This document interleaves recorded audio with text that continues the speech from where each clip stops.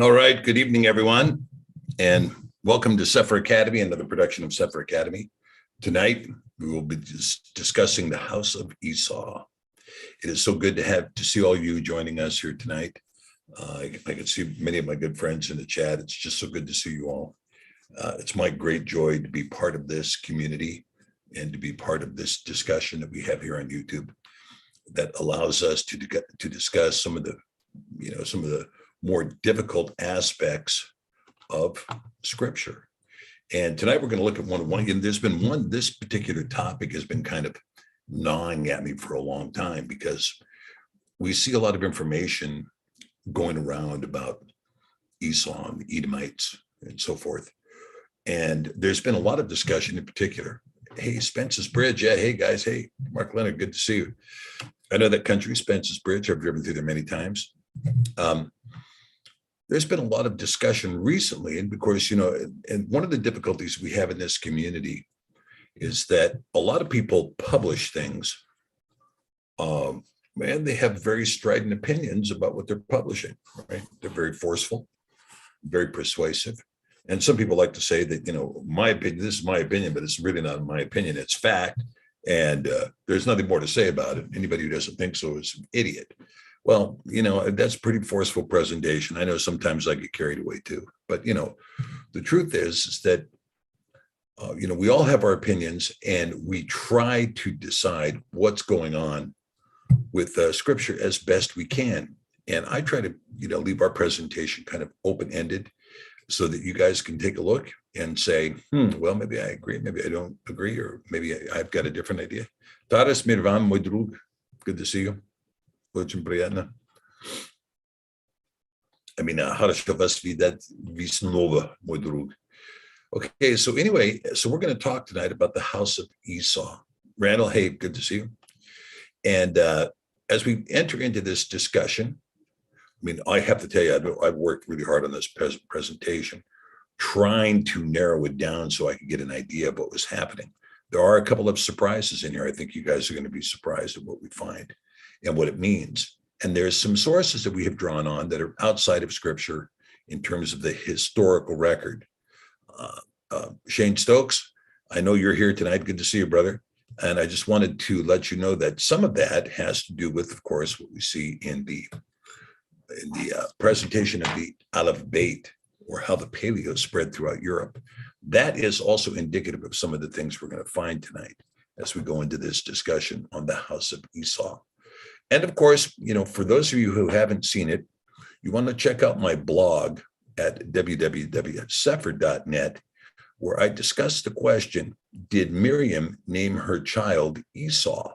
And I think this is a valid question, particularly what we see in the modern world, because we have this discussion. We're not going to spend a lot of time on it tonight during the PowerPoint, but we have this discussion about, Esau. We're all taught Esau, and it's a name that no one really looks closely to. But when we look at its true pronunciation, minus the Masoretic spin, we find it's not Esav or Esau, but rather Esu or Eshu. Esu or Eshu.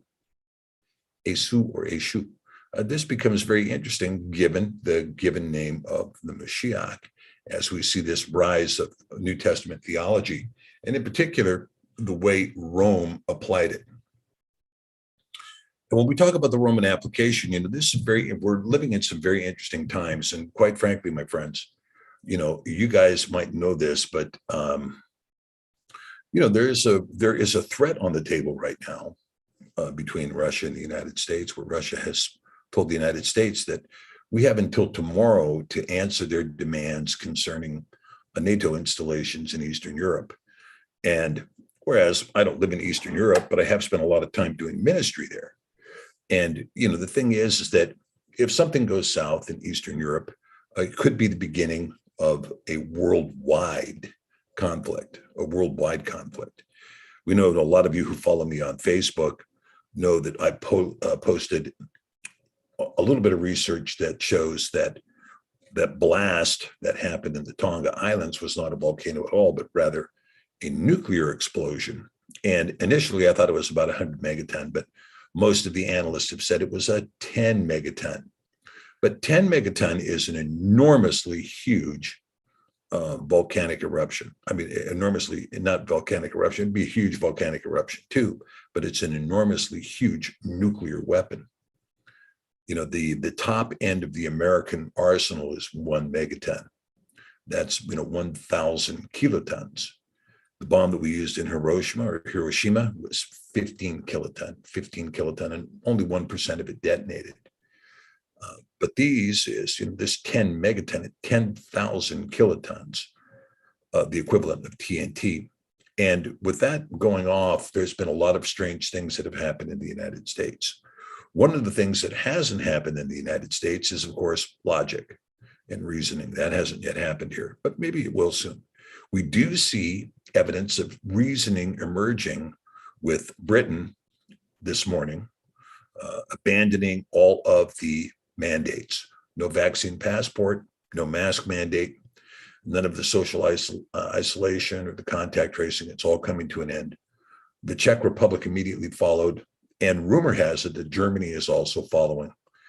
And so there is a complete turn now, a turn away from what we've been going through for the last 2 years, which has been really horrific against the free world as the scientific community has tried to execute a scientific tyranny over all of us.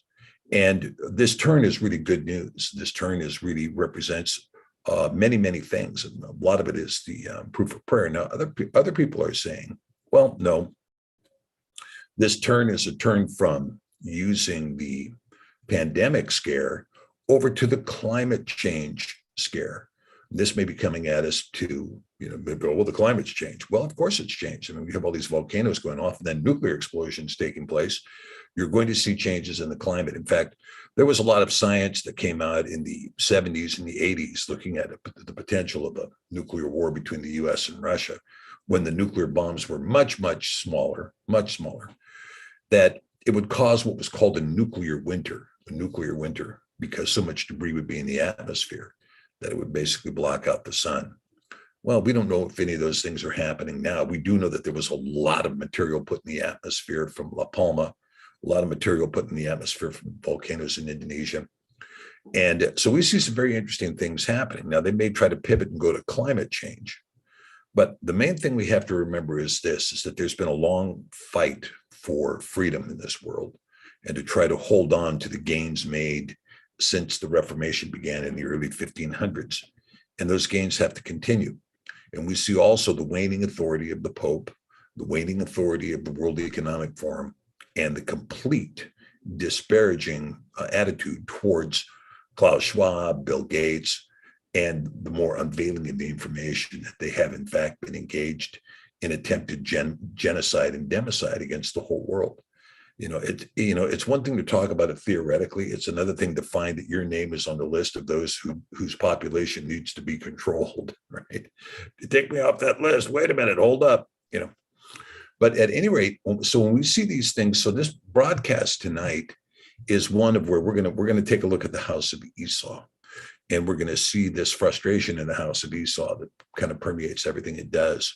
And we're going to try to see if we can get some idea where the House of Esau may have ended up, what they're doing. Now, here's something else to consider too, while we look at this protocol that's really kind of coming out of Europe, is as we see this between the brothers and the sisters, there's something fantastic that has been happening.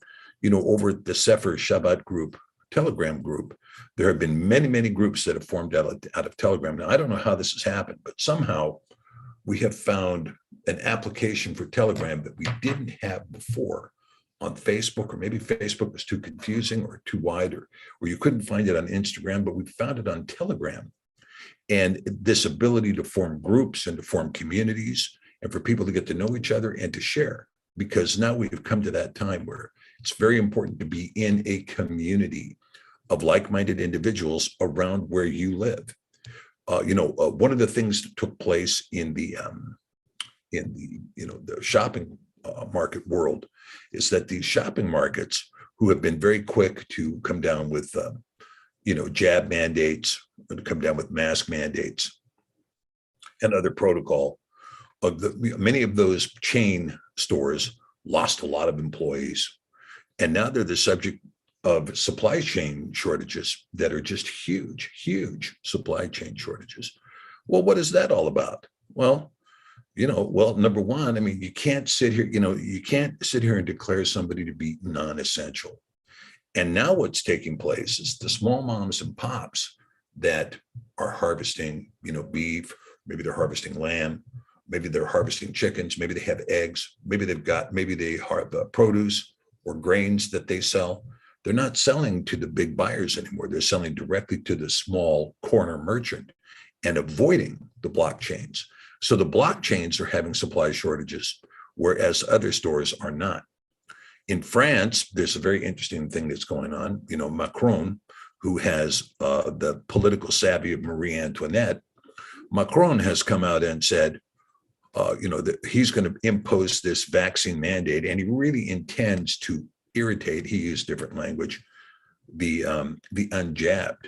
Well, you have to remember that the vast majority of the unjabbed are under the age of 21, right? The vast majority are under the age of 21. And this is who many people want to put into concentration camps or inter them in prisons or whatever, out of their notion of fear, right? I'm afraid I'm going to catch it. So put those people in some place where I can't ever run into them, over a disease that has a 99.6% survivability rate. And in fact, that rate is going up now with the Omicron variant being around.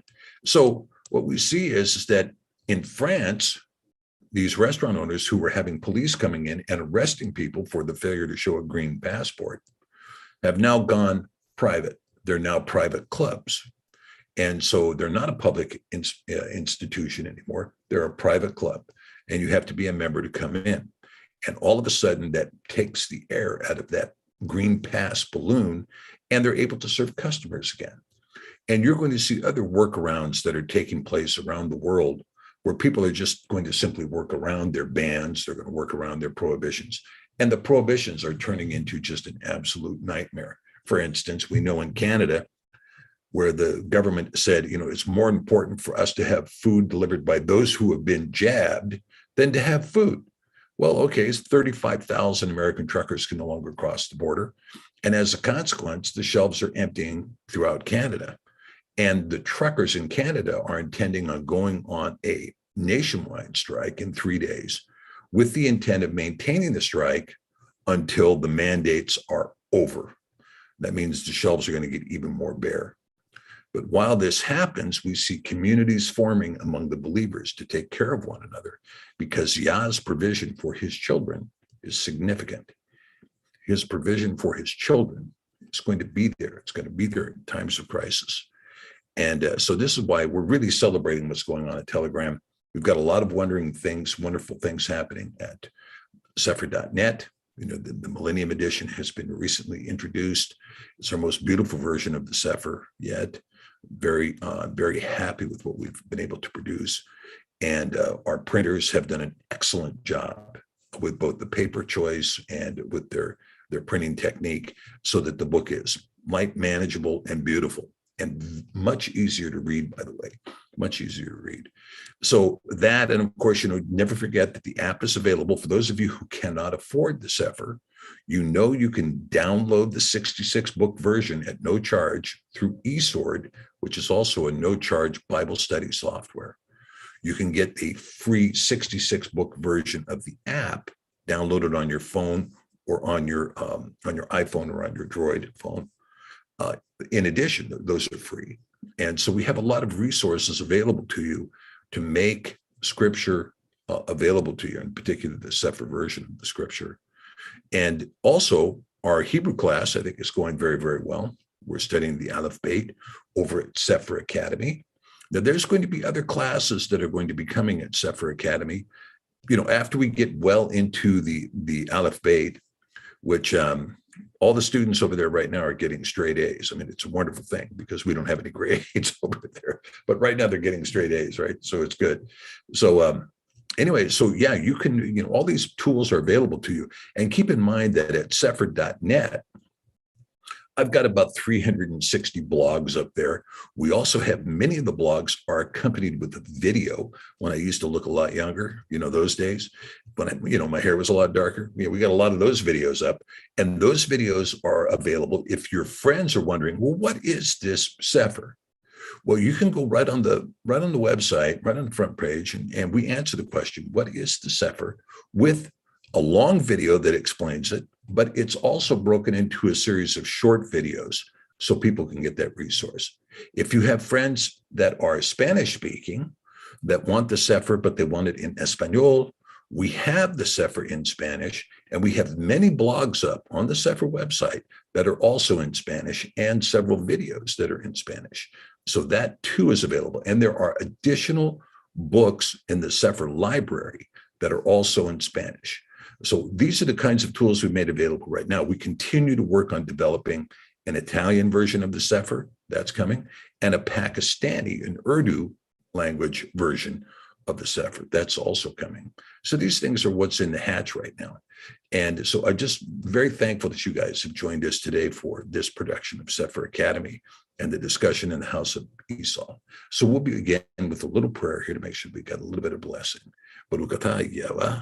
We bless you, Yah. We lift up your name. We exalt you. We give thanks that you are here and present with us today. We ask that you would bless and guide this presentation, that you would be with us, and that your word would come out strong, and that our words, if they're incorrect, would fall away.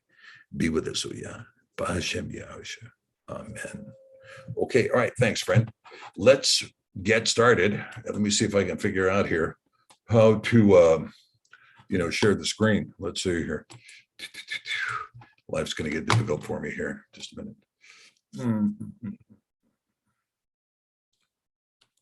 Let's do that. Oh, good. All right. Now we can get into this. All right, let's see. There we go. The House of Esau. Boom. Okay. All right. We've got it running now. So let's take a look. Sefer Academy presents the House of Esau. Yes. Okay. All right. So our opening verse is going to be from 4th Ezra. 4th Ezra. Now, 4th Ezra, just for you who are not familiar with this book, is also called 2 Esdras in the common literature. You'll find it as 2 Esdras. In the Sefer, we present it as 4th Ezra, or Ezra Revi'i. And this is from chapter 3, verse 12 through 16. And it happened that when they that dwelt upon the earth began to multiply, and had gotten them many children, and were a great people, they began again to be more wicked than the first. Now, when they lived so wickedly before you, you did choose you a man from among them, whose name was Abraham. Him you loved, and unto him only you showed your will, and made an everlasting covenant with him, promising him that you would never forsake his seed. And unto him you gave Yitzchak, and unto Yitzchak also you gave Yaakov and Esau. As for Yaakov, you did choose him to you, and put by Esau. And so Yaakov became a great multitude. All right, interesting, because the testimony here, it's a very critical testimony. The testimony here, and the testimony we find throughout all of the Tanakh, or the Old Testament, is going to be that Yaakov was chosen, Esau was not. I just want to say hi to Ray and Holly. Good to see you guys. I'm glad you guys are with us. All right. So what is this story? Let's take a look. I know you guys are familiar with it, but I'm going to kind of go through it too, again, out of the book Bereshith, or Genesis, from chapter 25. And Yitzchak was 40 years old when he took Rivkah to be his woman, the daughter of Bethuel, the Arami of Padan Aram, the sister to Laban, the Arami. And Yitzchak entreated Yahweh for his woman because she was barren. Oh, you hear that? Rivkah was barren, right? As was Sarai. Remember Sarah? She was also barren. And Yitzchak entreated Yahweh for his woman because she was barren. And Yahweh was entreated of him, and Rivkah, his woman, conceived. And the children struggled together within her. And she said, if it be so, why am I thus? And she went to inquire of Yahweh. And Yahweh said unto her, two nations are in your womb, and the two manner of people shall be separated from your generation. And the one people shall be stronger than the other people, and the elder shall serve the younger. A kind of a common story, really. The elder shall serve the younger. It's quite common in the Hebrew testimony. And when her days to be delivered were fulfilled, behold, there were twins in her womb. And the first came out red, all over like a hairy garment, and they called his name Esau. And after that came his brother out, and his hand took hold on Esau's heel, and his name was called Yaakov, and Yitzchak was 80 years old when she bore them. Not 77 years like the Gettysburg Address, but 80 years old when she bore them. And the boys grew. Now, that's kind of amazing because I'm 80 in a few years, right? And having twins at 80 years, all right, good luck. And the boys grew, and Esau was a cunning hunter, a man of the field. And Yaakov was an upright man dwelling in tents. Now, this is a big clue from a history buff point of view. This is a big clue.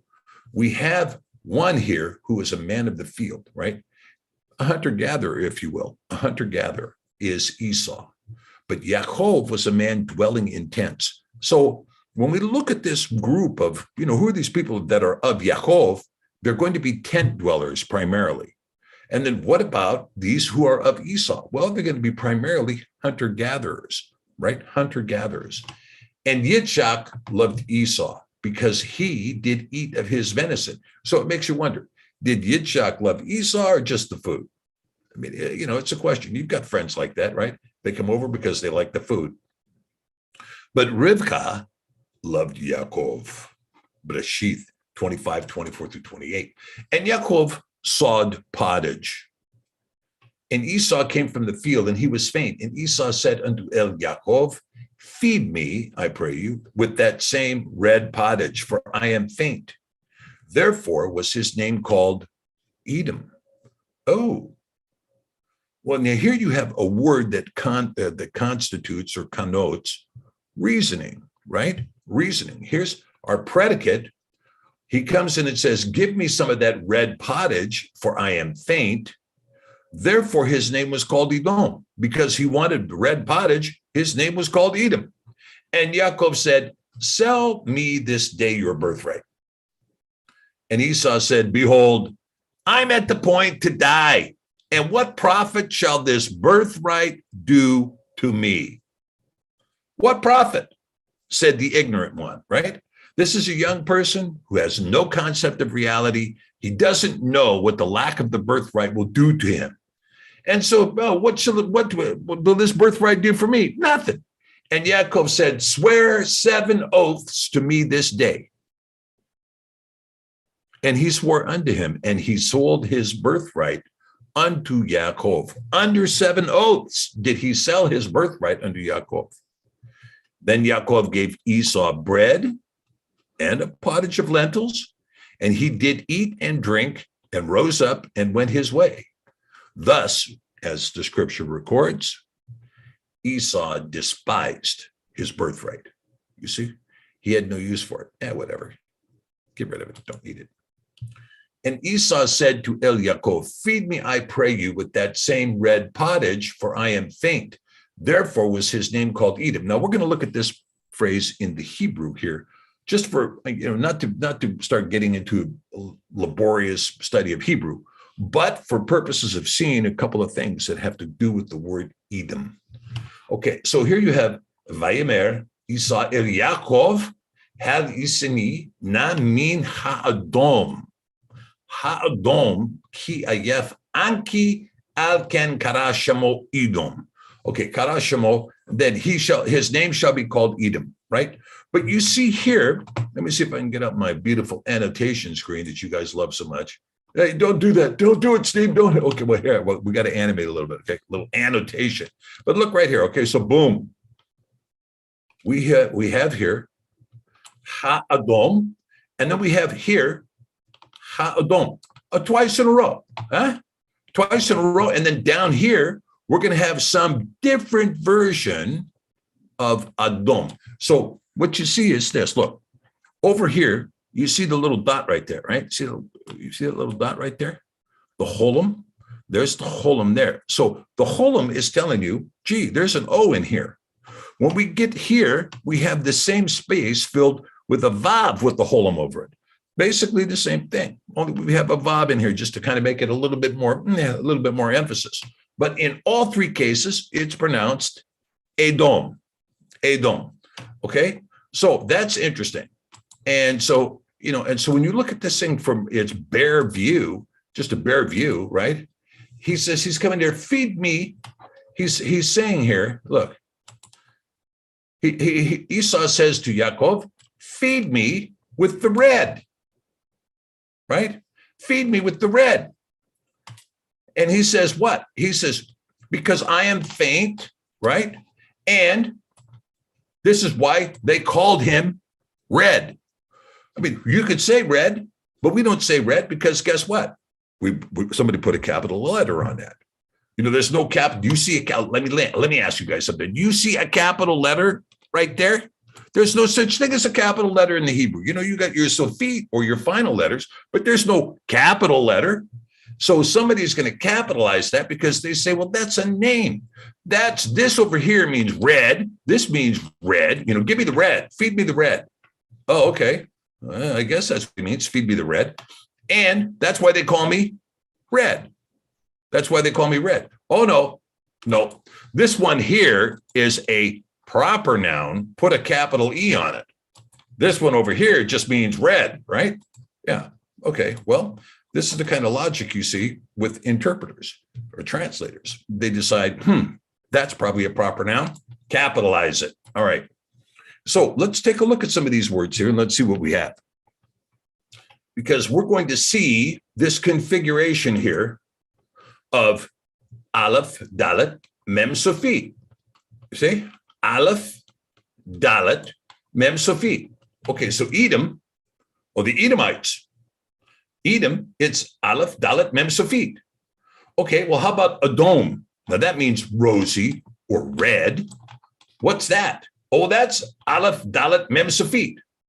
Okay, well, how about Adam or Adam, which means to show blood in the face, right? The root here, show blood in the face, to turn rosy, to be made red, right? How's that spelled? Oh, that's Aleph, Dalet, Mem, Sofit.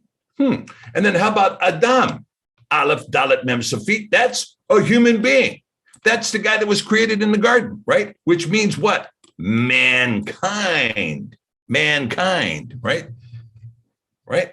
So Yah called him mankind, Adam. So when you look at this now, you can see this is the kind of thing that you see. This is a very good example, really, of what you see in Hebrew when you go through this, because when you find a Dead Sea Scroll, none of the nikudot, the dots, the lines, the cookie crumbs, none of those appear. It's just the Aramaic block script.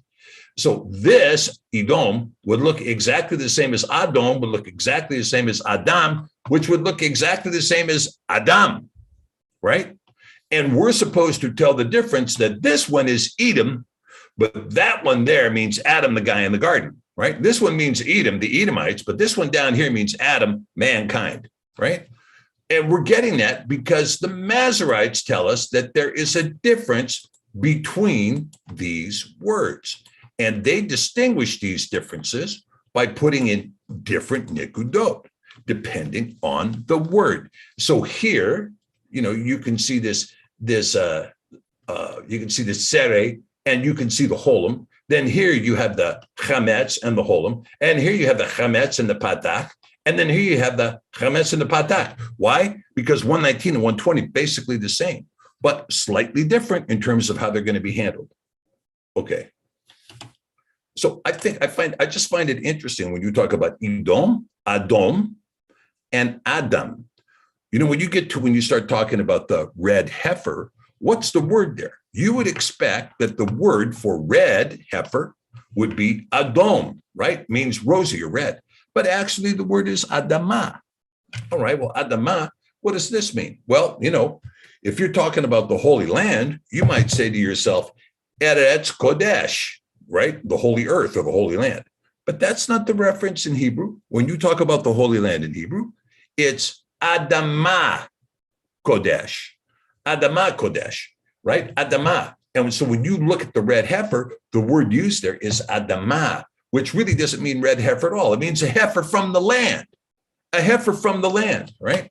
Anyway, you can see why this stuff starts to, you're starting to crack open a can here with a bad can opener. As soon as you start removing the Masoretic spin, the Masoretic version of events, we start seeing something different. Now, in this same passage, we see the name Esau, okay? Here it is right here, see? Esau.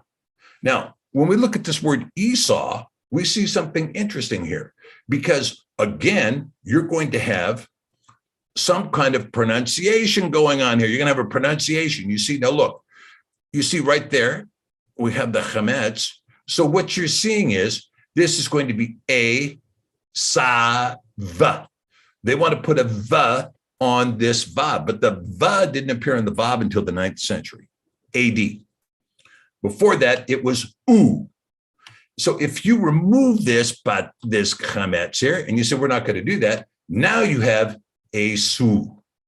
So Esau is allegedly pronounced Esav, but really, without the Masoretic spin, it's pronounced Esu or Eshu. See, if this dot here were placed over here, that would be sheen, not seen. So now Eshu, like Yeshu, Eshu, Esu, you see, Esav, Esu. Okay, so you've got a very interesting issue there breaking out because we begin to see that Rome moved us away from the name of this fellow who was born to Miriam, not Mary. And it was just as easy to spell Miriam in Latin as it was to spell Mary.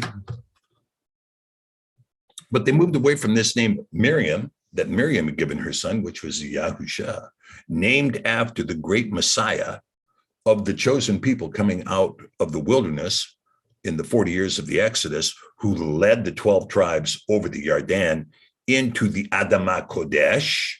He led them into the Adamah Kodesh, and he was considered a great Mashiach. Why? Well, because he led them, he delivered them into the promised land, as promised by Yah. So Moshe is the one who put the Yah in front of him and said, Yahusha, Yahusha, Yahusha, Yah will deliver, Yah will redeem, Yah will save, right?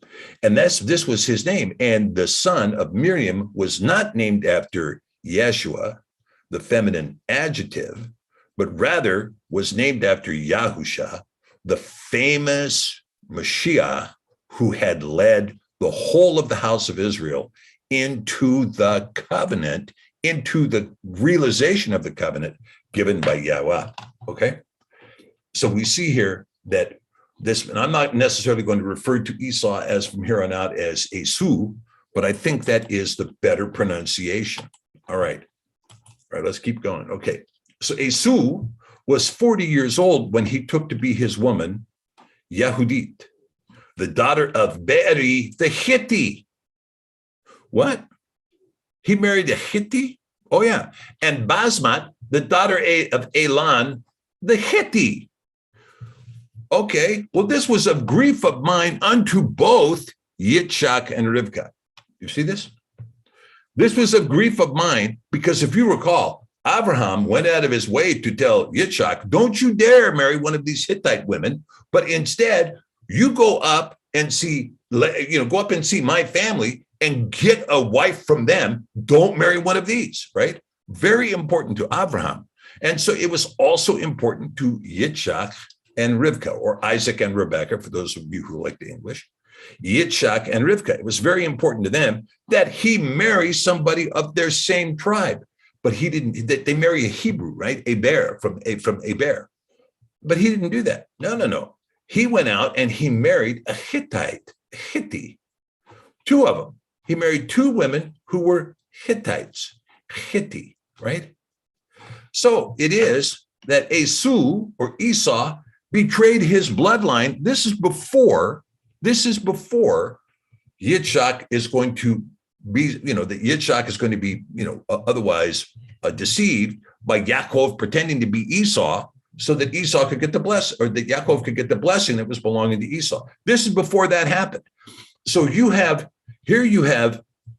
Esau having done what?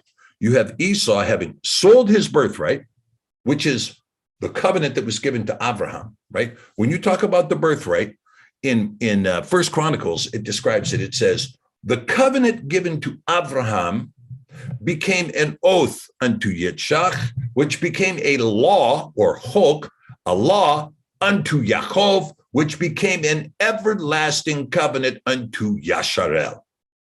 Okay? Now, this was the covenant, the birthright that he forsook for a bowl of soup. I'm hungry. I don't need that. So he forsook that. But before we get to the point of Yaakov supposedly, deceiving Esau to get the blessing, here we have Esau going out and marrying two Hittite women, right? So you see, not only did the birthright mean nothing to him, but the instruction of his parents meant nothing to him. What his mother and father had told him about don't marry outside, he did. What Abraham had instructed, he ignored. I'm going to go my own way. And, and he marries too. All right. Now, Hittite, let's look at this for a second, because I think we're going to see something here that hopefully you guys are going to like, right? All right. Well, thank you, Stephen Ketter. I appreciate that. When you look at Hittite, you see what? Hittite, okay? This is Strong's H2850. So you guys have this for a reference. If you've got, eSword or some other tools, you're going to be able to look right up and go, oh yeah, I see it. So patronymically, a Hittite, or what? A descendant of Het. Now, for you, those of you that are in the Hebrew class, we know that we have one of the letters of the alphabet is, of course, Het, right? Het, Tet, etc. So we have Het, and it has a lot of different meanings. One of them is, of course, that you have this idea of Het. Let me show you this for a second. You have this idea of here, right?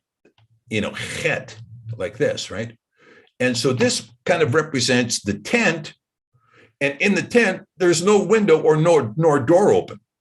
When you have Beit, you have this idea of, hey, this home is open, right? The whole face of the tent is open.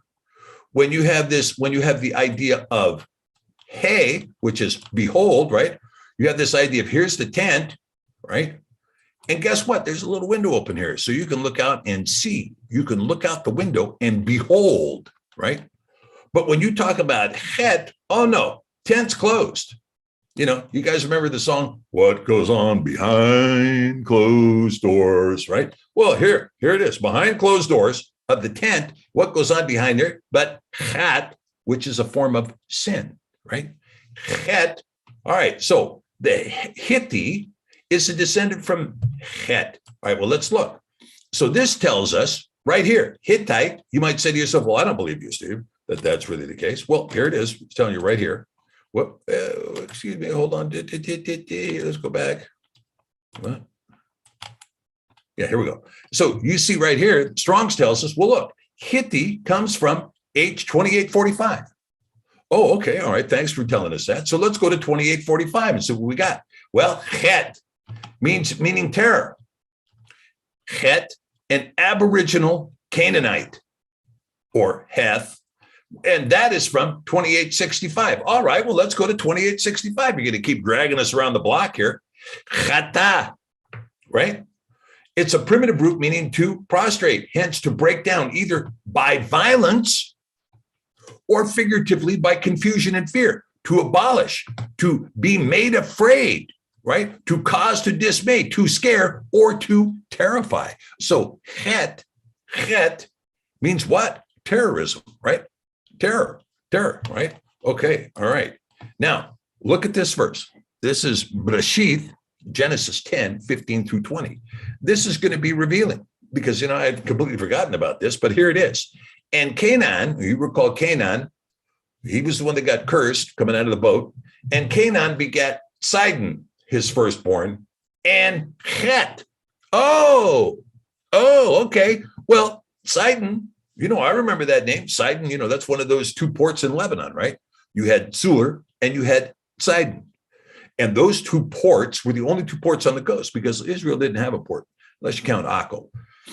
And so here you had these ports. So Sidon, his firstborn, and Het, the secondborn. So Het is the secondborn child of Canaan. Very important stuff, right?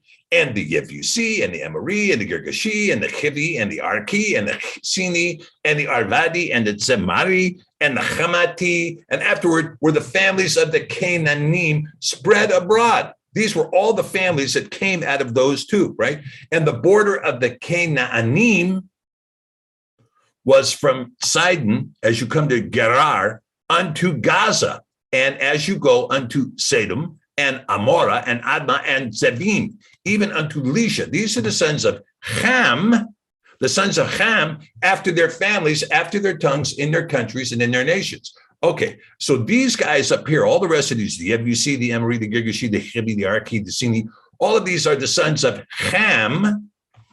But up here we have Canaan begat Sidon, his firstborn, and Het, his secondborn. Remember the difference between, I told you about the guy that moved to Israel and decided to change his name to 7 Chets. And they asked him, how do you pronounce that? And he said, that was it. Okay, now take a look. Jubilees is going to give us a little more detail, as usual. It gives us more detail as to what happens. And so when you talk about, when you read in Genesis, it says, and at the time of Peleg, the land was divided. Well, does that mean that the world was just one continent, Pangea, and then the land was divided into 7 continents? Well, maybe. It's a point of view. But Jubilees tells us, no. There were land grants given, right? And so these are big land grants because guess what? They knew kind of the turf. They knew the turf around the Mediterranean. They knew the turf around the Black Sea, and they agreed as to who was going to live where. And you find this in the book of Jubilees, right? And so here in chapter 9, we're going to see this. And Ham divided amongst his sons, and the first portion came forth for Cush towards the east. Wait a minute. Well, we always thought Cush was down there over in Libya or down there in Ethiopia. No, Cush is towards the east. The book of Esther tells us that Cush was India, right? And to the west of him for Mitzrayim, which would become Egypt. And to the west of him for Put. So Put would be over in Libya. And to the west of him, to the west thereof on the sea. Now you're talking about out of Morocco here, right? Morocco for Canaan. So Canaan was said, look, Canaan, you came in, you buzzed in on Noah's tent and all this other stuff, hit the road, buddy. And where's your turf going to be? Down there. You're going to be down there. We got this guy here, we got this guy here, this guy here, but you down there. Well, okay. And Canaan saw the land of Lebanon to the river of Mitzrayim, that it was very good. And he went not into the land of his inheritance to the west, that is to the sea. And instead, he dwelt in the land of Lebanon, eastward and westward, from the border of the Yarden and from the border of the sea. Well, that sounds a lot like, what we call the modern nation of Israel, right? And this fellow, Canaan, became a squatter. Jubilees tells us point blank. He was supposed to go to Morocco. He didn't do it. Instead, he squatted in what would come to be called the land of Canaan. And Ham, his father, and Cush and Mitzrayim, his brother, said unto him, hey, you've settled in a land which is not yours and which did not fall to us by lot. Do not do so, for if you do so, you and your sons will fall in that land and be accursed through sedition. For by sedition ye have settled, and by sedition will your children fall, and you shall be rooted out forever. Now, let me tell you something. That little instruction right there out of Jubilees is something anyone should consider when they decide to steal somebody's land that doesn't belong to them, okay? Dwell not in the dwelling of Shem, because Shem had the middle section, right? For to Shem and to his sons did it come by their lot. Cursed are you, and cursed shall you be beyond all the sons of Noah by the curse which we bound ourselves by an oath in the presence of the holy judge and in the presence of Noah, our father. So here, the curse just keeps rolling in for Canaan. All right, now let's take a look. Hey, guess what? We got a map. We got a map going here. All right. The tribe of the Canaanim, those who took the name of Canaan as a tribe, and not of Sidon, the firstborn. In other words, those who were of Sidon, the firstborn, they said, we're going to call ourselves the Canaanim, because we're not going to call ourselves the Sidonim. We're going to call ourselves after Canaan, not after Sidon, because Sidon was the firstborn. We have the birthright of Canaan, whatever that is, which turns out to be a curse. And we're going to take that name as we're going to call ourselves. So here we see the land of the Canaanim. Okay, so what do you see? You see here, this is, for those of you who know geography, this is what is now pretty much called modern day Israel. Up here you have, Lebanon. This goes up into Syria. So, here, let me get my, see. So you can kind of see that this little dot right here, hello, wrong arrow. Oh, I got that wrong. Oh, here, let me erase that just a second. Okay, let's go back to this. So when you're talking about here, that would be what is the port of Sur. Sidon is going to be up here, right? And then down here, this is the so-called Sea of Galilee. This is the Dead Sea, right? And so at any rate, you can see this would be the land of Canaan, roughly. And the Canaanim, right? It go to Gerar and to Gaza. You go down into Sodom and Gomorrah. And Sodom and Gomorrah are over here. And of course, Tzavim and even under Lesha. Okay, so that pretty much tells us where we are. All right. Now, the tribe of Het, however, the second born, he developed a much larger footprint. He didn't call himself Canaan, so maybe the curse didn't come on him. Maybe the curse went to the firstborn. And here we see it, the Hittite Empire. The Hittite Empire. Now, I don't know if we can see it up here, but Hattusa was recently discovered, and it was recently discovered. It was recently discovered near Ankara here in Turkey. Hattusa, the capital. Oh, there it is, right here. Hattusa, the capital of the Hittite Empire, which was an extensive, developed city. A lot of people didn't even believe the Hittites existed for many, many years. They discovered Hattusa in the 19th century, and they found a ton of cuneiform tablets from there, identifying languages and other things, and their whole religious doctrine, et cetera, et cetera. And we're going to see that the Hittites were actually a very diversified culture. That is to say, there were a lot of different tribes that were engaged in that culture, that were living under the Hittite rule, Okay. Like, for instance, in 1887, excavations at Amarna in Egypt uncovered the diplomatic correspondence of Pharaoh Amenhotep III and his son Akhenaten. The two of the letters were from the kingdom of Kheta in the land of Hatti. You see, the kingdom of Kheta, right? Now, Kheta, you can see the spelling here. Kheta is what? Het. Who's Het? Het is the second son of Canaan, the second son of Canaan, the father of the Hittite Empire. Okay. Rock and rolling now. All right. Okay. So as early as 1900 BC, a very interesting time, right?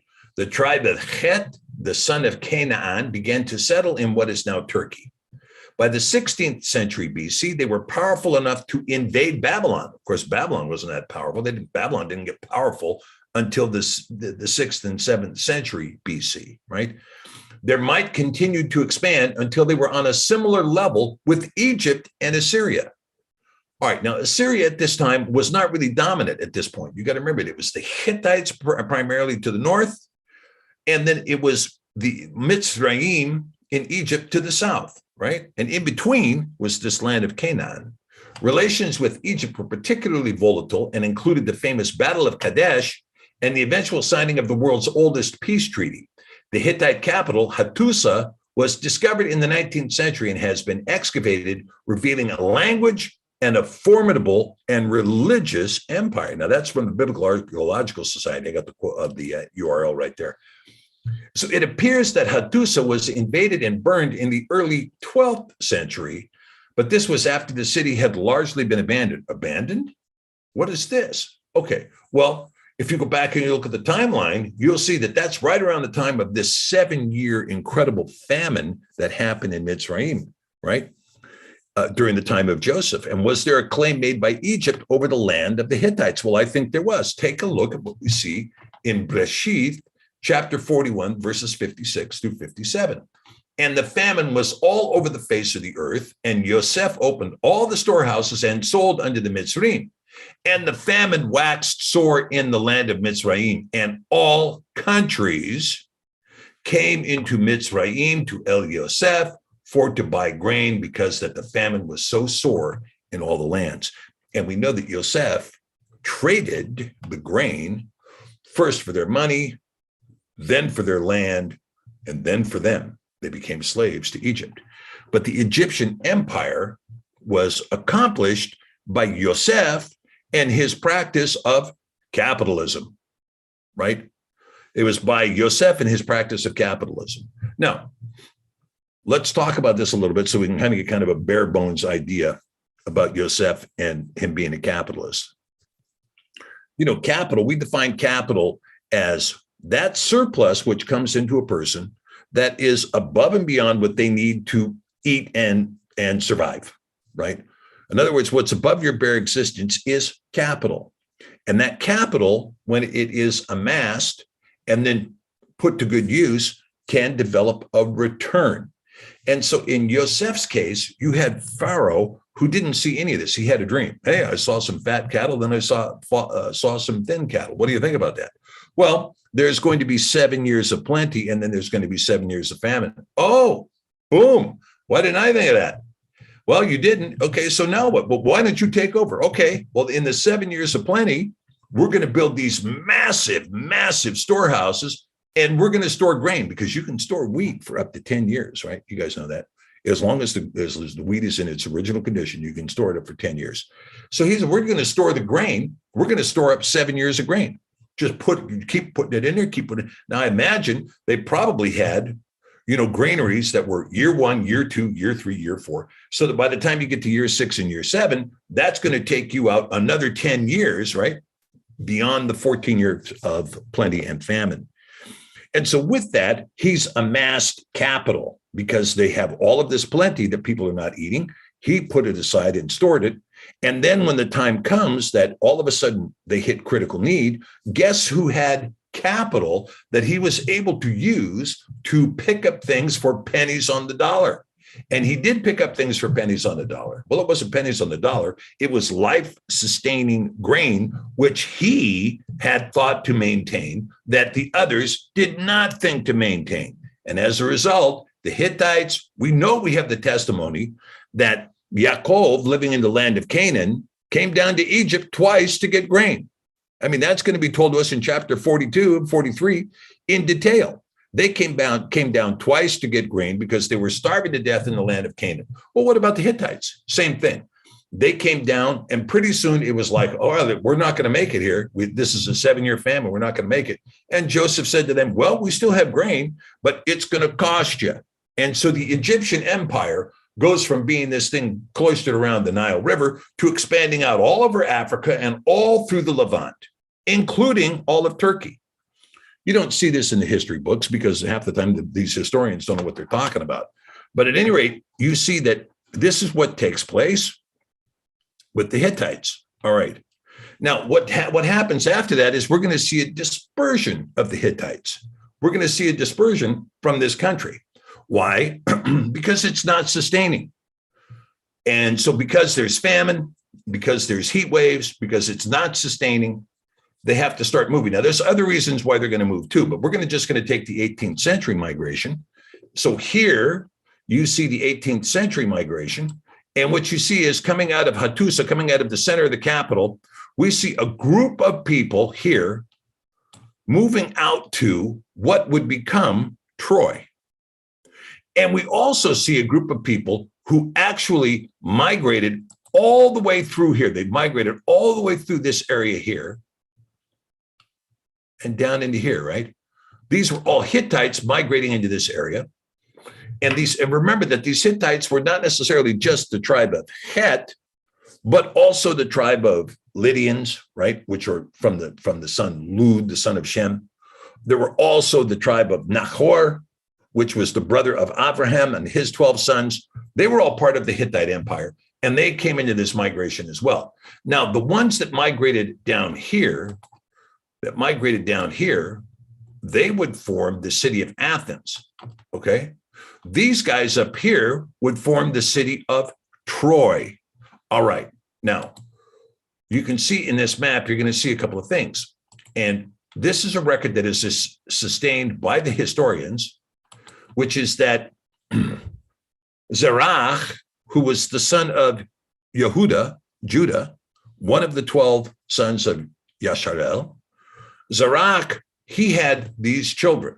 He had Calcol and Darda, and he had Haman and Etanim and Nimri or Zimri. These were his sons.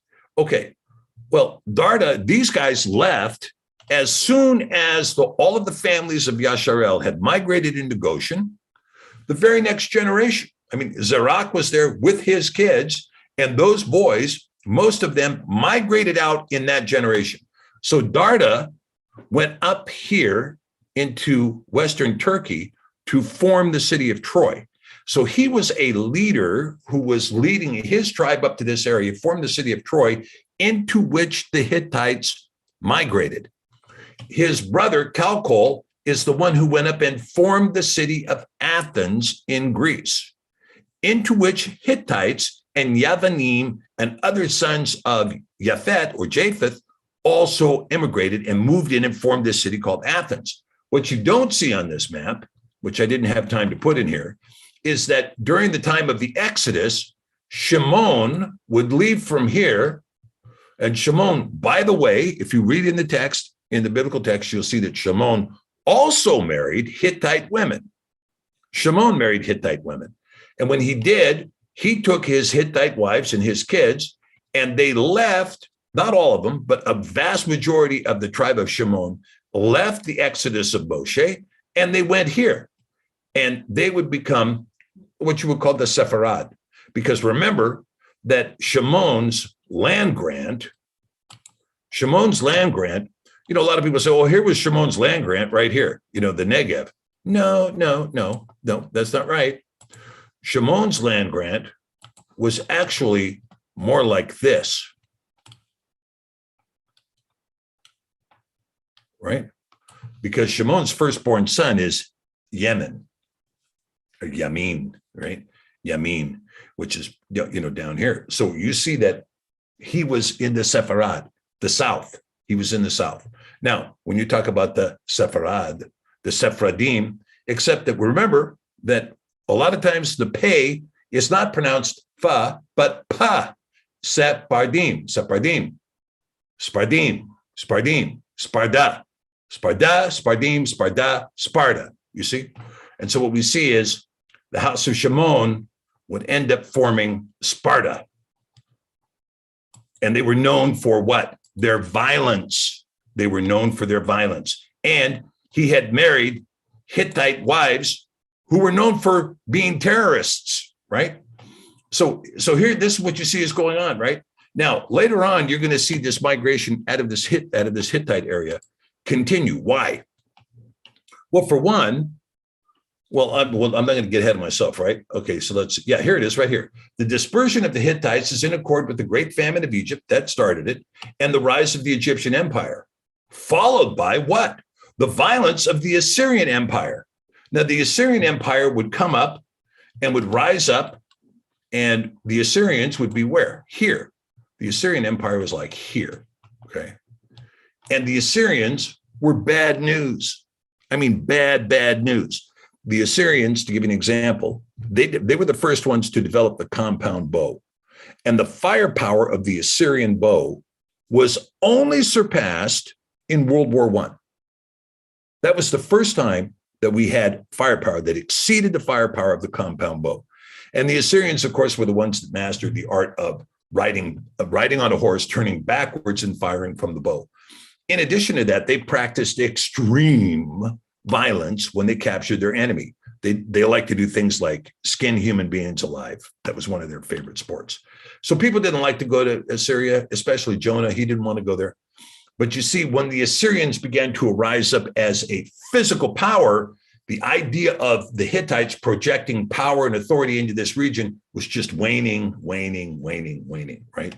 And you're going to see that the record supports the idea, the historical record supports the idea, that following the Assyrian destruction of the northern kingdom of Yasharel, when the 10 tribes were taken captive in 722 BC, that one of the tribes that came out of that northern kingdom were those who followed King Omri. Why did they call themselves after Omri? Because Omri was the first king who had actually attempted to codify law for the management of the northern kingdom. Something that Yerovam didn't do. Yerovam put up, 2 golden bulls, right? But Omri tried to come in and codify law, kind of like Moshe's Torah. He tried to codify law. And so he was a well-respected king. And the people of the northern kingdom that were also of the house of Joseph would call themselves like Omri, right? Or Comri. And they would be known in this world as not Comri, but Qumri. And the Qumri were part of the migration of the Hittites out of this Hittite area. All right, let's continue, and I'll show you what I mean. So we see what? Here's the alphabet, or the Aleph-Bet record that supports the claim I'm making to you. You have this idea of Paleo-Ivrit, which is really 22 letters. But when you see the Etruscan Paleo-Aleph-Bet, it's very similar, only it has more letters. And the same thing with the Colbran Paleo-Aleph-Bet, which was found in the western part of the British Isles. So you see 2 migrations of the Aleph-Bet. And I believe Wilson and Black support this claim, that you had one group that came here out of the Hittite Empire into northern Italy, and you had one group that ended up in the British Isles. Now, some people believe that a lot of the people who transited up here into the British Isles actually came out of not only Qumri in the northern kingdom, but also the tribe of Lydia, the Ludians. And the Ludians also transited up here into the British Isles, okay? Now, but we see that this Aleph-Bet is called the Etruscan Aleph-Bet, Etruscan Paleo, okay, Etruscan. So following the destruction of the northern kingdom in 722, we see the migration of the Paleo-Colbran Aleph-Bet as follows along these 2 pathways, okay? Now, you're going to also see that there was some other things that were taking place too, which there were other people group that came out of here. There was another people group that came out of this area. And this was, they came out of here. Actually, they came out of more like down here. And they came into Central Europe. And these were people that were they were called Chaldean, right? In the Sefer, we refer to them as Kasdim, right? Of the Exiled tribe. Yeah, that's right. The founder of Troy was from, it's Darda. Spartans were from, if you want to count Shimon as the northern tribes, yeah. Shimon is considered the northern tribe, so that's right. And they were, Shimon is the founder, and I've always held to that position. Now, when we're talking about this particular group, the Kasdim or Chaldeans, these were the ones that would form Nineveh. These were the ones that would form Babylon. They would form the Assyrian Empire. They would form the Babylonian Empire. Babylon was called the excellency of the Kasdim. And these Kasdim would eventually come into Europe from this same area. And these Kasdim would come in, but they wouldn't come in until much later. They wouldn't come in until about the 3rd century BC that the Kasdim started moving into Central Europe. And they were called the Kasdim, or they weren't called the Kasdim, they were called the Chaldean or the Chaldee. And then they eventually became known as the Kelti. And so the Kelti were primarily resident in this area, okay, here. The Celtic were resident here. The Gaelic were resident kind of like this here. Kind of like this. That's where the Gaelic people were, pretty much like this, okay? And so you see the difference. Now, eventually the Celtic people would expand out to more like this. But let's see what happens. Let's get back on point and let's talk about what happens with the Etruscans now, okay? Because that's going to be kind of important here. All right. So Herodotus tells us, the Greek historian, that the Etruscans came from Lydia. Now, for those of you who don't know, Lydia is here, Lydia, okay? And so they came from Lydia, and following a great famine, the Lydians decided to split the population in half, and those who drew the short straw were sent off to settle somewhere in the West, and they ended up in Italy and became the Etruscans. Now, this narrative, I mean, that's the original narrative from Herodotus, which, I don't know, 3rd century AD. But when you're talking about that narrative, you know, there's discrepancies with that narrative now because there were other people living in the Italian peninsula at that time. But we see that the Etruscans were up here in what is now called Lombardia, primarily, all right? Now, let's continue here. So the Helvetians, from whom the Latin name of Switzerland is derived, were first mentioned at the end of the 2nd century BC, right? In the 1st century BC, they populated what is now known as the Swiss Mittelland, as well as present-day southwestern Germany. The eastern parts of present-day Switzerland, that would be from Zurich over, were inhabited by the Rhaetians. And there are theories to the effect that the Rhaetians were what? Descended from the Etruscans. Now, that's according to myswitzerland.com. Since ancient times, the Swiss plateau, a region surrounded by the Alps from the south and east, Lake Geneva and the River Rhone from the west, and the Rhine from the north, was inhabited by Celtic tribes. The west of Switzerland was inhabited by the Helvets, but the east by a tribe probably related to the Etruscans. Okay, so we see that the Etruscans now are pretty much ended up where the Hittites ended up. At least in the Etruscan area, the Hittites ended up in northern Italy and inhabited, at least in part, Switzerland. But we see that the Hittites are very prominent in the land of Canaan, you know, virtually at all times, in, you know, up until the fall of the kingdom of Yahud. Ephron the Hittite, he sold Abraham the family burial ground in Genesis 23. Esau married Hittite women. Rebecca despised them. That's in Genesis 26:34. David had Uriah the Hittite. Remember Uriah the Hittite, the husband of Bathsheba, right? Uriah the Hittite. He had him killed in order to acquire Bathsheba, the mother of Solomon. That's in 2 Samuel 11. Shalomah had Hittites among his many wives. That's from Melachim Rishon, Divrei Hayamim Sheni, etc. Yechezkel degrades Yasharal with the metaphor of a Hittite mother. You know, your mother is a Hittite, your father is an Edomite, or whatever he said. One of the great phrases in all of Yechezkel. Okay, but let's see. Now let's take a look at what happened. The capture of the blessing. And I'm going to go through this. I know a lot of you guys already know this story, but I'm going to kind of go through it so we can kind of review it. And it came to pass that when Yitzchak was old and his eyes were dim, so he could not see, he called Esau, his eldest son, and said unto him, my son.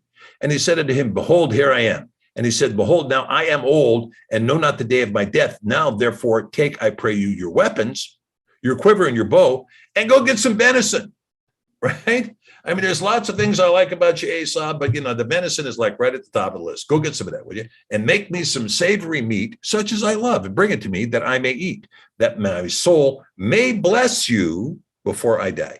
So here you have Yitzchak. He wants to have a good meal and then bless his son, right?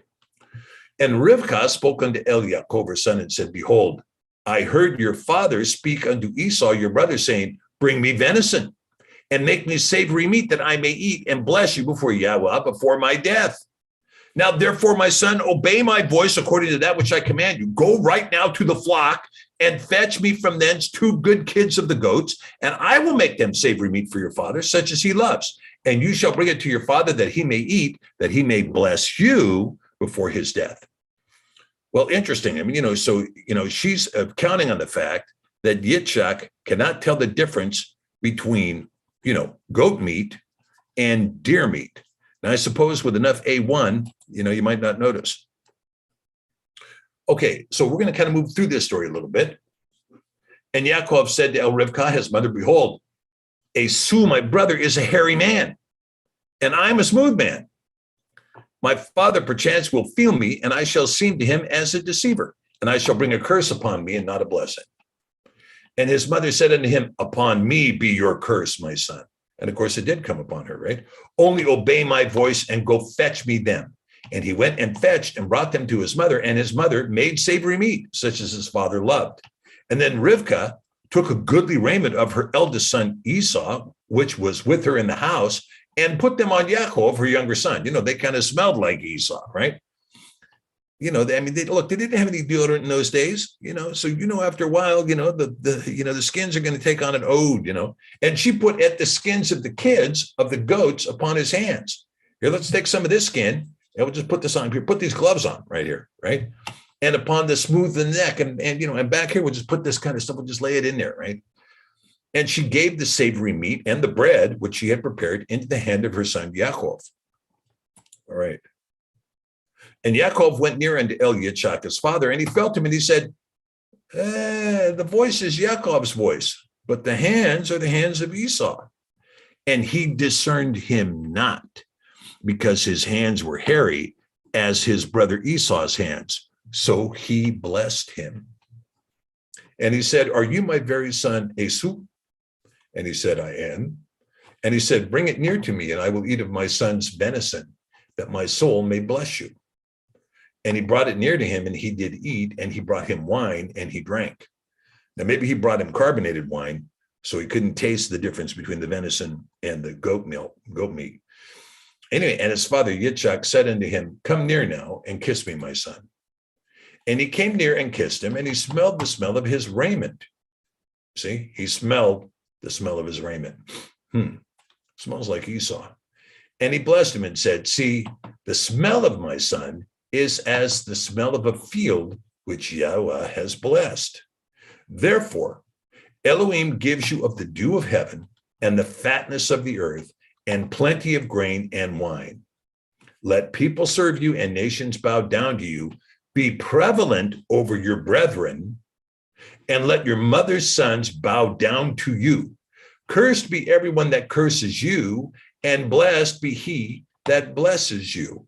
Now, does that sound like cursed be the nation state that we're going to create in 1948?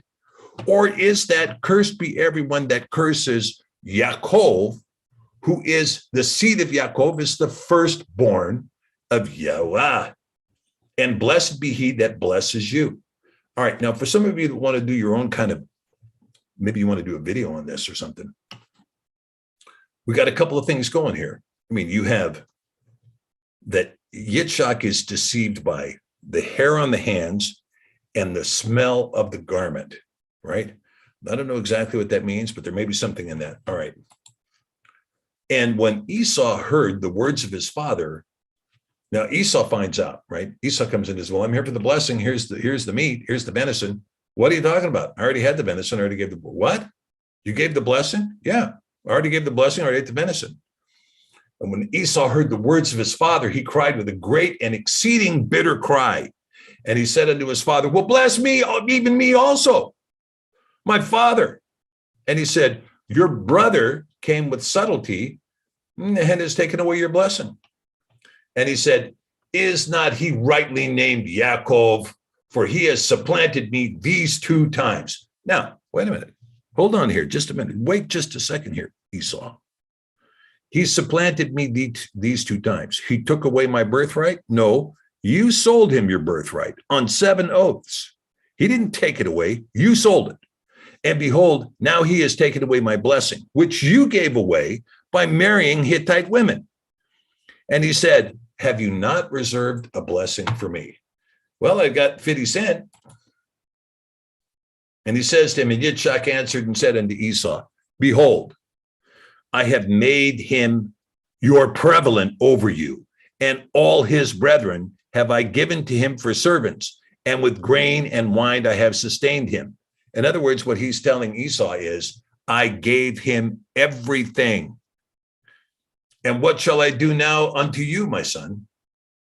And Esau said unto his father, have you but one blessing, my father?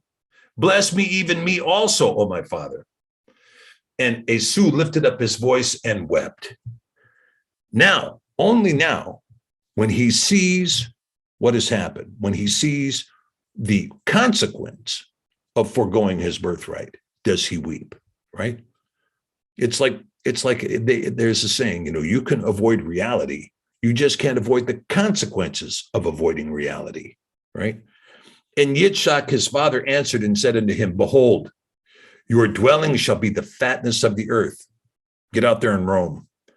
And the dew of the heaven from above. Get out there and roam.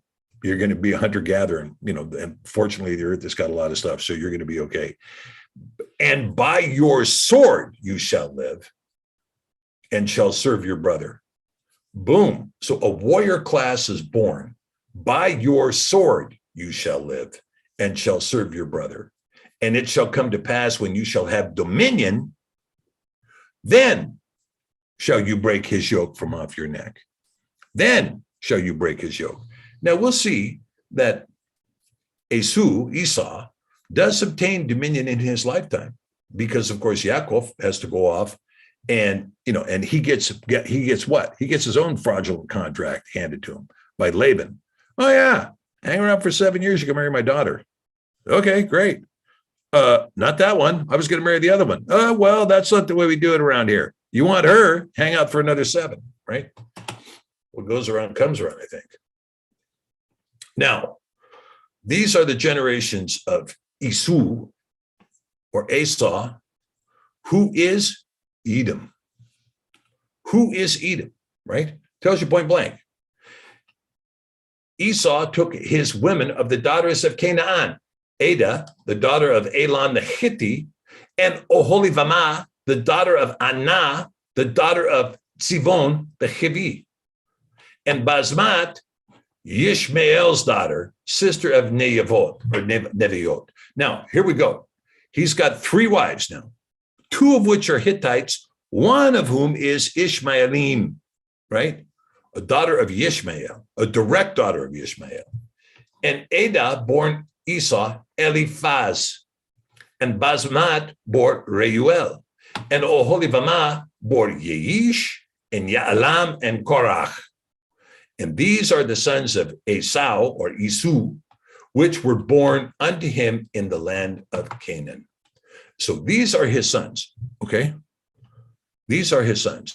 Now, we see only one son who is Ishmaelim, and we see only one son from his first wife, Ada. But there are 3 sons that come from Oholibamah, right?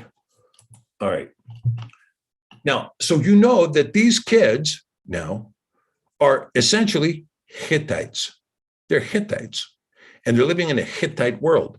And Esau took his women and his sons and his daughters and all the persons of his house and his cattle and all his beasts and all his substance, which he had gotten in the land of Canaan, and went into a country from the face of his brother Yaakov. Okay, so this means he was in the land of Canaan and he left. He left the land of Canaan.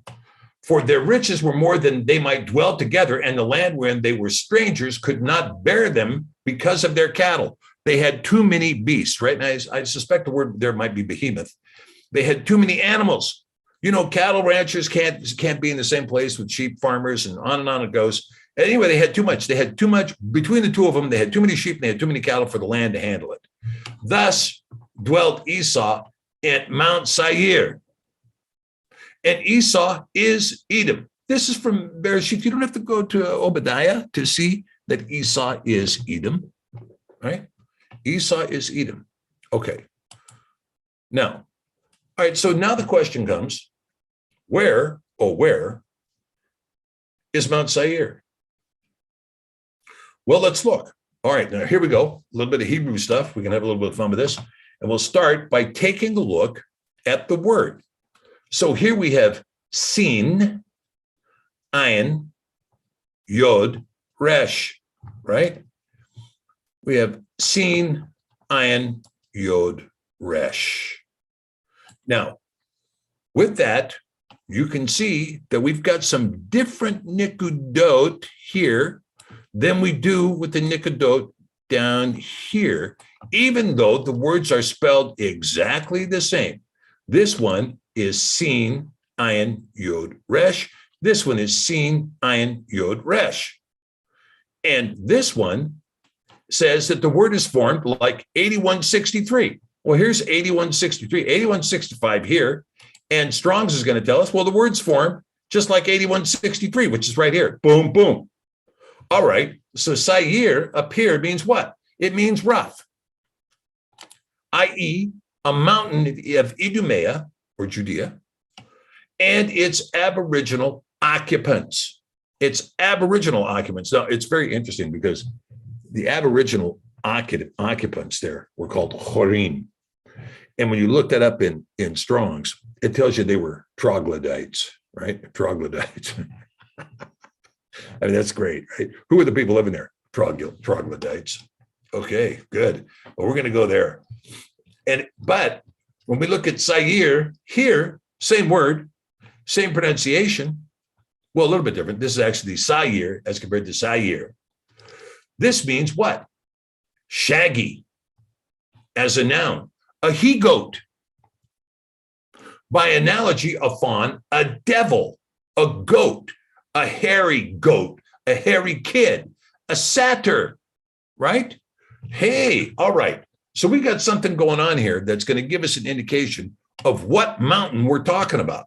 We're talking about the mountain where there is a devil that's goat-like, a hairy goat-like devil, a satyr, if you will, hanging out at this place that's called Mount Sair. The mountain that is the place of this goat devil, this hairy goat devil or satyr. All right. Well, let's take a look. Now here, this is a picture of the Grotto of Pan Pan. This is located at Mount Hermon or Mount Harmon in the Golan Heights. Now, a lot of you know a lot about Mount Hermon, okay? This is the place, Mount Hermon is, this is the place very near where Yaakov, his ladder went up and he saw angels coming. Many people believe this is a portal. There's a lot of stuff that goes on this mountain, a lot of spiritual stuff that goes on. This mountain is named in the book of Hanok as the very site where the fallen watchers came to the earth, right here, right? The very site. Now, what you see here is this particular grotto is the Grotto of Pan, right? The Greeks held that Pan, who was claimed to be the son of Hermes and the grandson of Zeus, he was a half goat, half man, half god. He lived in this mystical cavern right here. So this site is also called Panias, Panium, and Paneon, and was considered to be the entrance to the underworld. Okay, all right, so let's see. Oh, here's Pan right here. Hairy goat satyr, right? A hairy goat satyr. Half goat, half man, hairy goat, devil, satyr, right there. So it seems to me that if you're going to have a mount named after a hairy goat, satyr, devil, that'd be named after this guy. So Mount Sair, I don't believe, is a mountain located down in the south of Israel, but rather at the north end of Israel, And you see over here, his conjunction, the Baphomet. What do we see with the Baphomet? Well, this guy is half everything. You want to talk about half and half. This guy's like a bad creamer for your coffee, right? This guy's half goat, half human, half man, half woman, half angel, half devil, half gun, will travel. This guy is half everything, right? And you see, he's got the symbolism with the hands going of this one up, this one down, blah, blah, blah, blah, blah. It's all the garbage that goes with this particular thing. But the critical point is half goat, half human, half goat, half human. Okay. Pan versus the Baphomet. So we can see that if Esau was up there at Mount Sair, which was actually Mount Hermon, which was actually this situs of Pan and this situs of the Baphomet, we can see what the beliefs might be that spring from that. All right, now let's take a look. We're going to take a look at the prophecy here concerning Esau. The vision of Obadiah or Obadiah. Thus says Adonai Yahweh concerning Edom. And remember, Esau is Edom. We have heard a rumor from Yahweh, and an ambassador is sent among the heathen. Arise ye, and let us rise up against her in battle. Behold, I have made you small among the heathen, and you are greatly despised.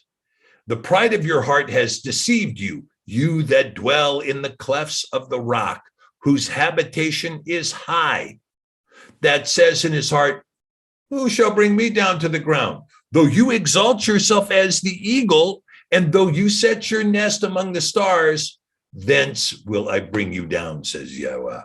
Obadiah, verses 1-4. And in verses 6-9, how are the things of Esau searched out? How are his hidden things sought up? All the men of your confederacy have brought you even to the border.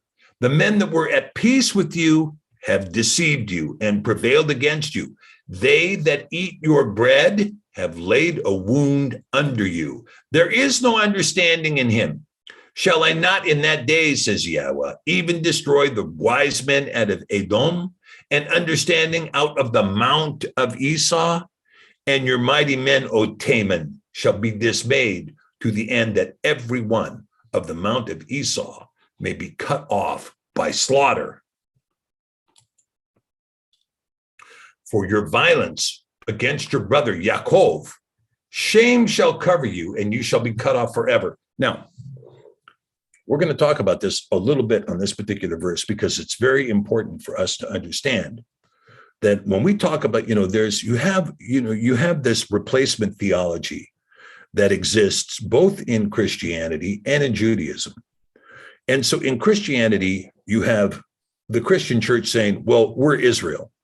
The Christian church is Israel.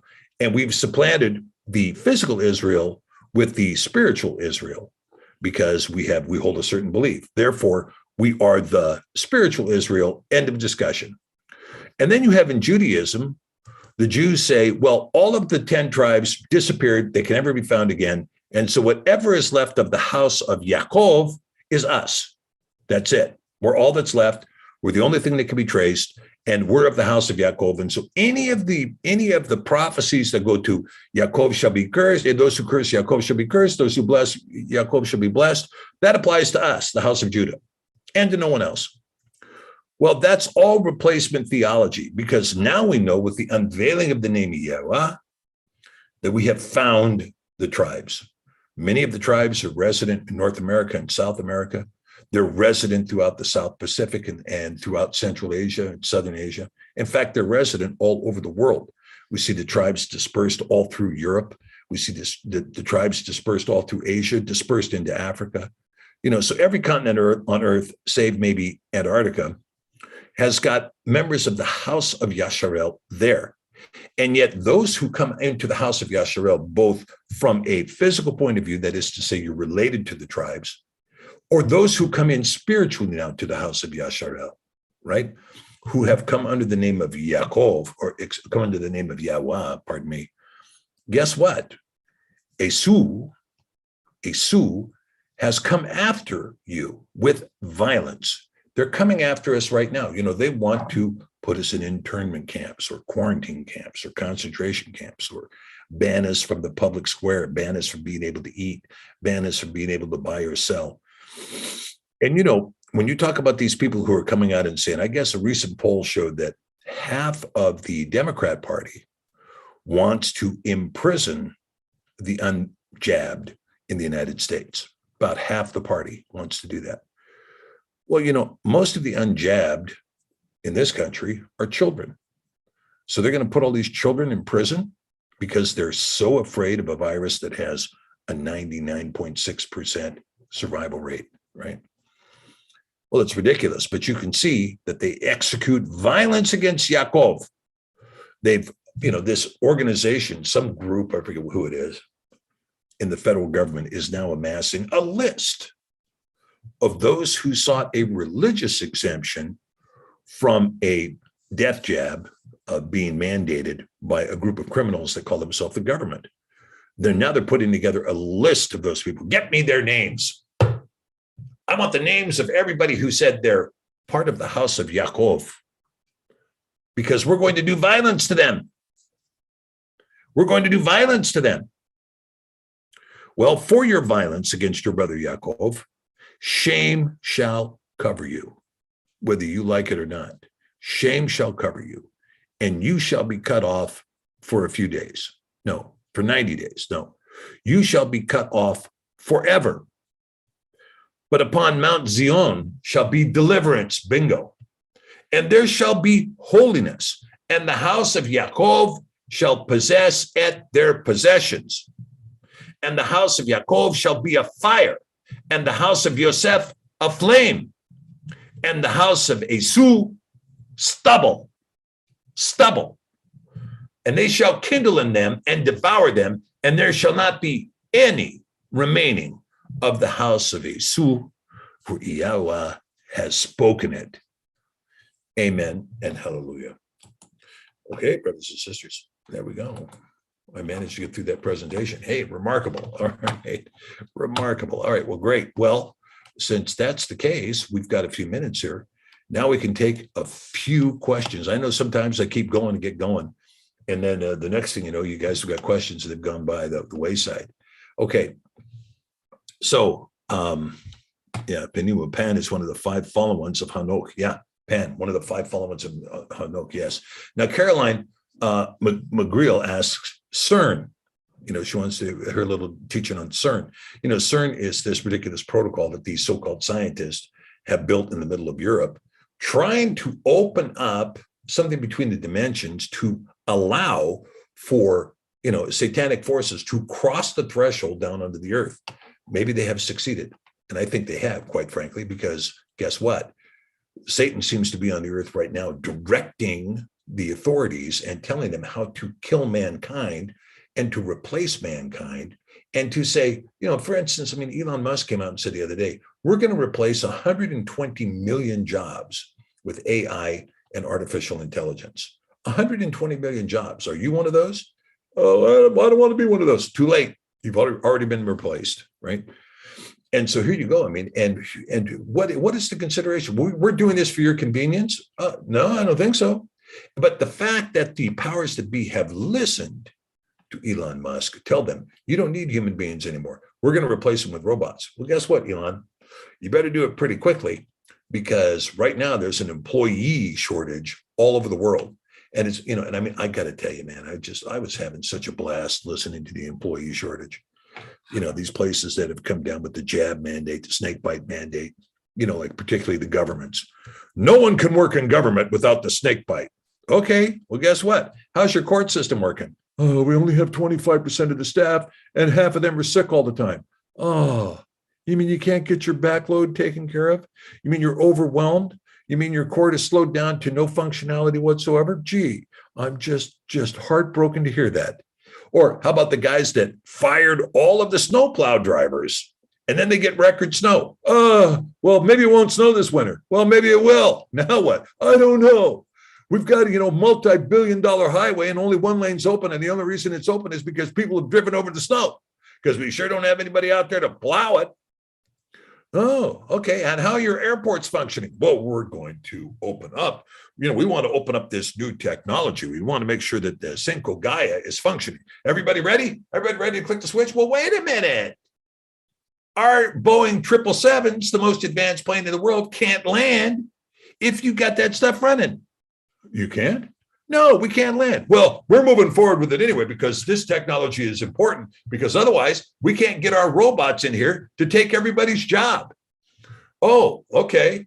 Well, then I'll tell you what, we're canceling all our flights into your airport. Well, it's a good thing you're canceling, because we don't have anybody there working at the airport anyway. And the people that are working there don't know what they're doing anymore, because we only hired them on the basis of whether or not they had a snake bite, not whether or not they had any experience. Can you guys hear the phrase, help wanted, help wanted, help wanted? I love the supermarkets, right? Okay, nobody can work here without a snake bite. Okay, oh, so what's going on now? Okay, you guys are all going to have to stay here an hour later because we don't have anybody to stock the shelves anymore. And in fact, we don't have anybody to carry the groceries out to the car, and we don't have it, and half the cash registers aren't manned anymore because we don't have anybody there either. But don't worry about it because we don't have any stuff on the shelves anyway. What are we going to do? What are we going to do? I don't know. Maybe think. How about that? We could think. But that isn't the question, right? It's just like in Canada, right?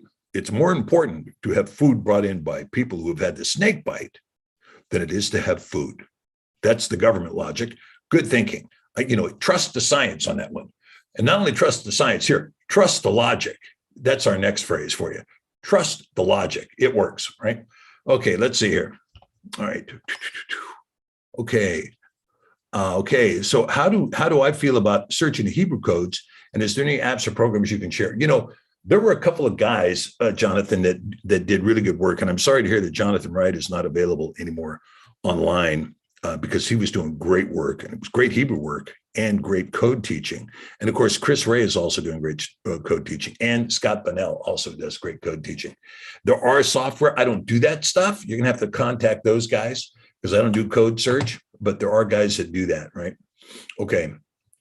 Where is the evidence that one half the Democrat Party wants to incarcerate the unjabbed? Where? Okay.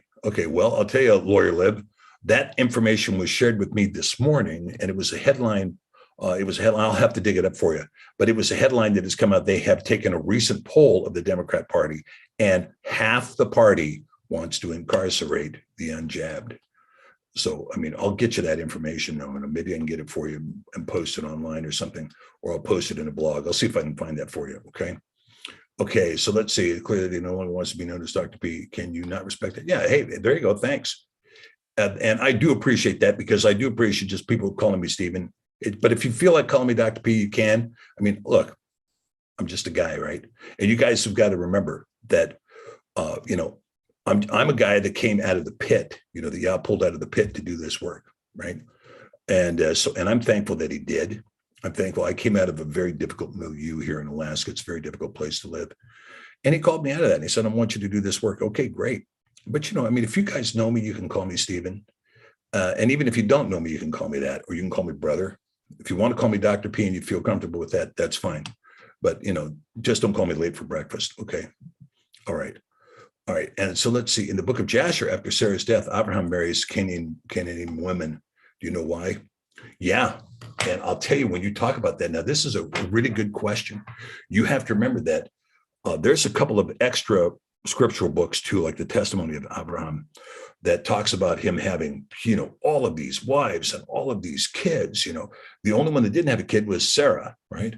But all these other wives that he had, he married an Egyptian woman, and then he goes and marries Canaanite women, after that. And that's even referenced in the book of, like Keturah. I think she's referenced as a Canaanite woman in the book of Genesis. And so you see, Abraham doing this. Why did he do this? Well, it's a good question, but that all of those kids that came out of those relationships, they're just not named. You see people who are, many of them were spread to the east. They populated, what would become the Parthian Empire, what would become Persia, what would become Babylon, and so on and so forth. Most of those were Abraham's children. And in fact, if you look in Islam, you'll find out that in Islam, they count Ibrahim as their father. Very so. Okay, let's see. Zedekiah Academy, the BHI, I like to say all white people are Esau. So who is Esau? Well, I'll tell you, all white people are Esau. I'll tell you, well, first of all, I don't think that the race side of it is appropriate in the discussion of Yasharel, because as I mentioned earlier, there's evidence that the house of Yasharel is present in virtually every tribe, tongue, and nation on earth. Plenty of evidence to that extent. So in terms of beating up on Esau or Esau, Esau becomes a situation where when you talk about Esau, we're talking about we're talking about the fact that Esau is, at this point, this is a spiritual idea, right? When you talk about the Edomites, we were having a discussion earlier today about whether the Edomites got into Rome before or after the crucifixion, right? Were they into Rome before or after the crucifixion? I don't know, but the spirit of Esau to supplant the house of Yaakov, that jealousy to supplant the house of Yaakov, to counterfeit their way into the place of Yaakov, to hold on to the reins of authority, claiming that they're Yaakov when they're not. This situation, I think, is very common, and we do see it in our world today. And so, quite frankly, is you're going to see a lot of white people who are not Esau, and you're going to see a lot of white people who are Esau. And so to lump all white people as Esau is just simply incorrect. Okay. All right. Okay. You're putting people in camps, right? Okay. Yeah. Now here Han Solo says, Washington State has a history of putting people in camps. There was a real bad history that happened during World War II when Japanese property owners, Americans who were fully American citizens, they owned property and their property was taken away and they were put into concentration camps, and their property was never restored to them. And it could have been, it was only 3 or 4 years they could have restored the property. They didn't do it. Okay. Yeah. What tribe or who did the Etruscans descend from? Well, that's the whole point I'm making here, that the Etruscans appeared to descend from the Hittites, Now, were they sons of Het, the son of Canaan, or were they sons of Lud, the son of Shem, or were they both? I think that, quite frankly, you had a whole blending of people because the Hittites were quite diverse. They were quite diverse. I mean, they were, you had the sons of Nahor, you had the sons of Lud, you had the sons of Het, then they mixed with the Yavanim, other tribes of Yafet when they were in Greece, and that whole conflagration ended up in the greater area of northern Italy. Okay, let's see. Okay. All right, let's see. Adam is Adam. Adamah is the new land.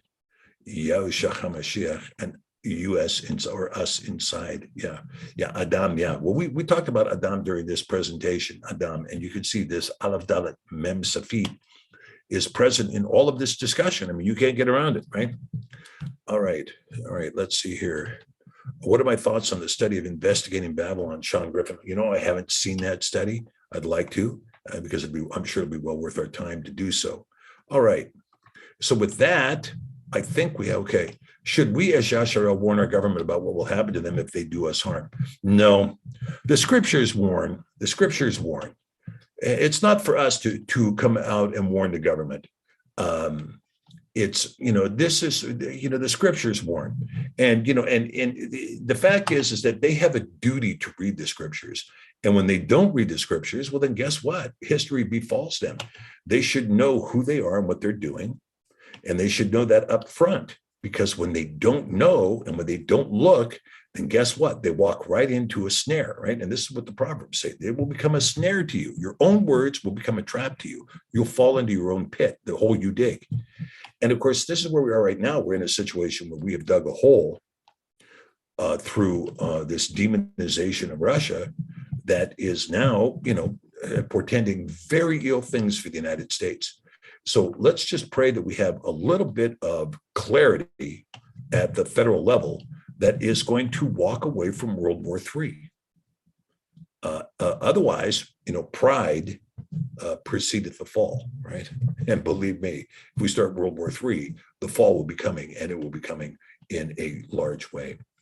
But I'm not going to leave you on that note. I'm going to leave you on a note of good news, which is, of course, that Britain has ended all of its mandates. They're abandoning the vaccine passport altogether. The Czech Republic has done the same thing. I heard rumor that Germany was doing the same thing today. And I think there's going to be a lot of nations to follow. And I think that it is a good thing, because we are at the 10th plague of Egypt. And either of these leaders, come away from it if their heart is still hardened. Remember, I can't say that we have that this is all perfectly good news, because keep in mind that Pharaoh granted Moshe the right to leave. Oh yeah, you can leave. It was partial, right? You can leave, just leave your wives and kids here. Well, no, we're going to take the wives and kids with us. Well, then you can't go. Okay, well, you can leave, take the wives and kids, but leave the herds here and your money. No, then we're not going to leave. Okay, well, you're not going then. Okay, finally, when there was a dead person in every home,